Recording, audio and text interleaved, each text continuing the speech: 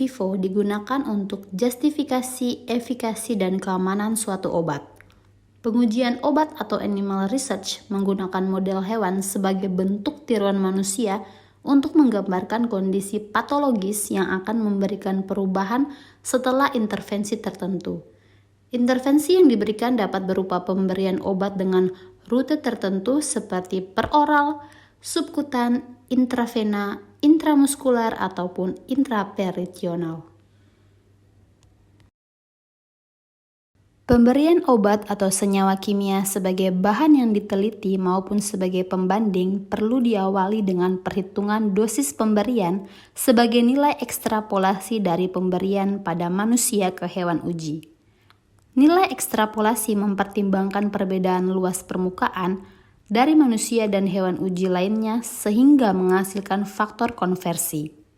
Berikut adalah tabel faktor konversi untuk menentukan dosis ekuivalen manusia dan hewan uji berdasarkan Paget dan Barnes tahun 1964 dan FDI Guideline. Kita juga perlu mengetahui volume maksimal yang dapat diterima masing-masing hewan uji.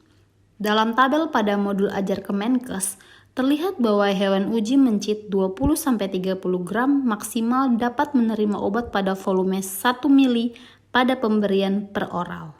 Sebagai contoh, akan diberikan natrium diklofenak pada hewan uji sebagai pembanding uji antiinflamasi. Dosis lazim natrium diklofenak pada manusia adalah 50 mg. Hewan uji yang digunakan adalah mencit dengan berat badan 30 gram. Maka dosis pemberian pada mencit 20 gram adalah dosis lazim dikali dengan faktor konversi sama dengan 50 mg dikali 0,0026 sama dengan 0,13 mg. Untuk mencit 30 gram adalah 0,13 mg dibagi 20 gram kali 30 gram sama dengan 0,195 mg. Dengan perhitungan ini, maka setiap mencit yang berbeda berat badan akan menerima dosis yang berbeda pula.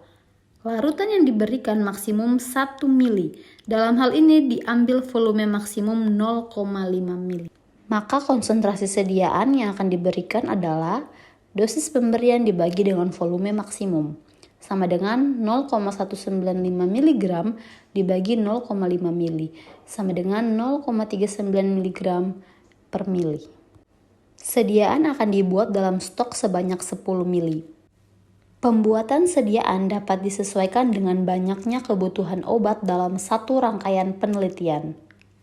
Untuk stok 10 mili dibutuhkan obat sebanyak 0,39 mg per mili dikali dengan 10 mili, sama dengan 3,9 mg. Sediaan obat ini akan dilarutkan dalam CMC-NA 0,5% ataupun Aquades. Apabila digunakan natrium diklofenak dalam sediaan tablet yang telah diformulasi, perlu dipertimbangkan komponen zat tambahan dalam mengambil sediaan uji.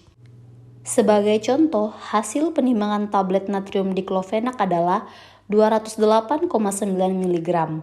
Kekuatan sediaan dalam tablet adalah 50 mg. Maka untuk mengambil sejumlah 3,9 natrium diklofenak dalam tablet didapatkan sebagai berikut. 3,9 mg dibagi dengan 50 mg dikali 208,9 mg sama dengan 16,29 mg. Sehingga tablet dapat digerus, kemudian ditimbang sebanyak 16,29 mg lalu dilarutkan sampai 10 mili. Selanjutnya kita akan menghitung volume pemberian untuk masing-masing mencit. Volume pemberian dihitung dengan rumus dosis dibagi konsentrasi stok, sama dengan 0,195 mg dibagi 0,39 mg per mili, sama dengan 0,5 mili. Perhitungan yang sama dilakukan untuk mencit 25, 28, 31, dan 35 gram. Spuit yang digunakan pada pemberian peroral adalah sonde oral untuk mencit. Sonde oral untuk mencit dan tikus memiliki perbedaan ukuran. yakni sonde mencit lebih pendek dan bal diameter lebih kecil. Sonde akan dimasukkan sepanjang mulut dan esofagus, sehingga dapat diperkirakan panjang sonde adalah dari ujung mulut hingga sternum mencit. Panjang sonde yang tepat akan mencegah aspirasi ataupun perforasi. Ambil spuit yang telah terisi dengan sediaan uji, pegang dengan teknik berikut. Gunakan jari telunjuk untuk mendorong spuit, namun jauhkan jari sebelum bagian sonde masuk dengan sempurna. Mengambil hewan uji dari kandang dilakukan dengan memegang ekor pada area pangkal, bukan area ujung karena memungkinkan terjadinya cedera pada ekor. Pengambilan atau pemindahan hewan uji harus dilakukan dengan tepat dan cepat. Pertama, tempatkan hewan uji pada area yang dapat dicengkram, misalkan tutup kandang. Tangan yang dominan memegang ekor dan menarik ke belakang. Hal ini akan memudahkan hewan meregangkan badannya. Pegang hewan uji dengan teknik berikut. Penggunaan 3 jari lebih baik daripada 2 jari, karena dapat mengurangi tekanan pada kerongkongan. Hewan uji yang telah dipegang dengan tepat akan immobilate dan terfiksasi. Setelah hewan dapat dihandle dengan baik, hewan uji dibalikan dengan one-handed atau two-handed. Stabilkan pegangan dengan jari lainnya untuk memastikan hewan uji stabil dalam pegangan.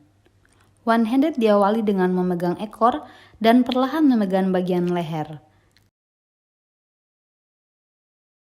Sementara two-handed, ekor dipegang terlebih dahulu dengan tangan yang dominan dan kemudian leher dipegang dengan tangan lainnya. Masukkan sonde tanpa memberikan paksaan pada hewan.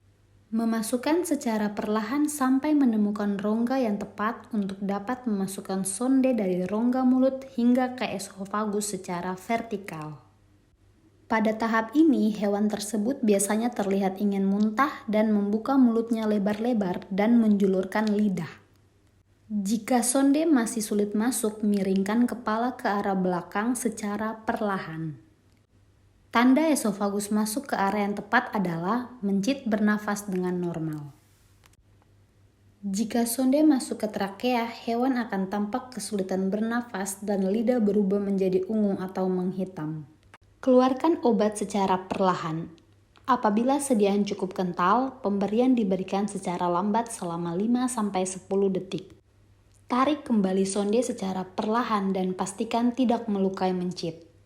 Kembalikan hewan uji ke kandang dan amati setidaknya selama 5 menit apakah ada tanda-tanda kematian atau kondisi yang memburuk karena kesalahan pemberian.